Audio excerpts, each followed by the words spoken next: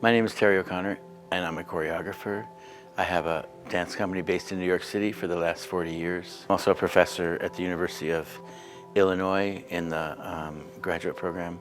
I split my time between New York and Illinois. The way I would describe Rivulets is a dance that engages complexity as an organizing principle.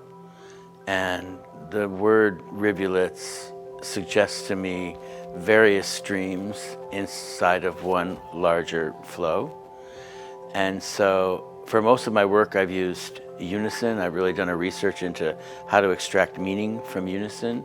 And in this one, I wanted to plug in non-unison and kind of look for metaphors to see what's the difference between those two things. Why does it reduce the responses it does in audiences? And how can I place a value system around non-unison movement that doesn't fall into the default setting of being called chaos? And so each dancer is doing really different movement to start, different streams of movement, you could say, and then those have been brought together.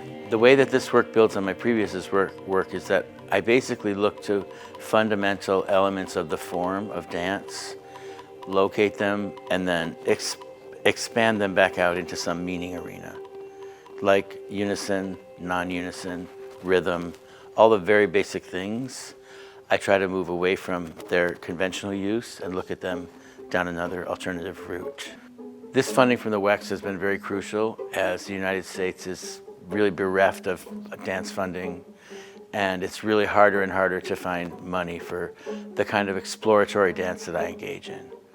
So since I don't use a text or a pre-existing idea to make my work, we are actually exploring. So this money afforded us time to locate things, to have these amazing performers and pay them for an extended period of time so that I can make something that has the kind of depth and breadth that I'm looking for when I kind of question dance as a form.